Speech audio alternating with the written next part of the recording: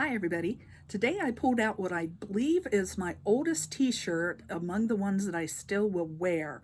This one is from the Great Adventure. It was the Youth Congress, was held in Virginia Beach in 93 to 94. I think we were there in 94.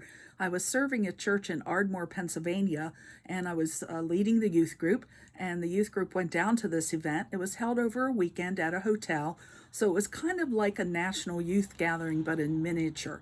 They would have them along the East Coast, and I believe they had them on the West Coast. But we go down and spend the weekend in the hotel and hear speakers and have musicians and have workshops, kind of like either a really huge Winterfest or a live or a really small national youth gathering. But I put on this t-shirt today because I think that being a Christian is really a great adventure. You never know what God is going to ask of you next or what he's going to call you to do. We talk about those things that we do in service as our vocation. Sometimes we get a little confused with an occupation. Our occupation and vocation might be one and the same, but it could be very different.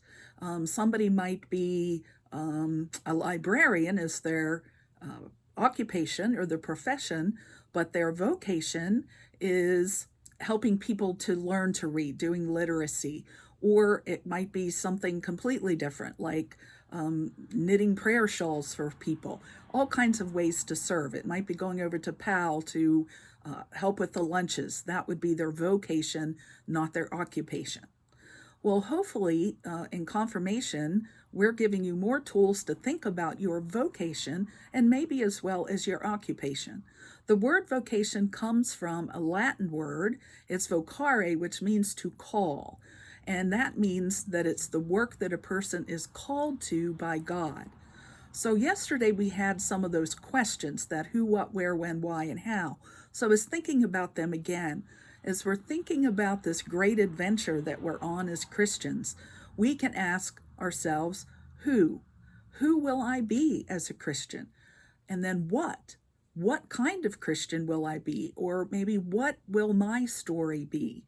Not only our story about ourselves, but that story that will tell about God and Jesus in our life. And then where? Where will I practice my vocation? Will my vocation be the same as my occupation or not? And when will I know what my vocation is? Well, that's for you to remain open and to think about that and pray about that and see where God leads you. Then we think about the why. Why would God want me to serve in any vocation? Well, that is your calling as a baptized Christian. God has given you the gifts and talents to have a vocation, a way to serve God and to serve others. And then the how. How might be, how will I know if I'm making any difference? Well, sometimes you'll feel like you really make a difference and sometimes you won't. But the bottom line is you need to be practicing your vocation. One of my favorite writers, his name is Frederick Buechner, and he says this about vocation. By and large, a good rule for finding out our vocation is this. The kind of work God usually calls you to is the kind of work that A, you need most to do, and B, that the world needs most to have done. In other words, the place God calls you to is the place where your deep gladness and the world's deep hunger meet.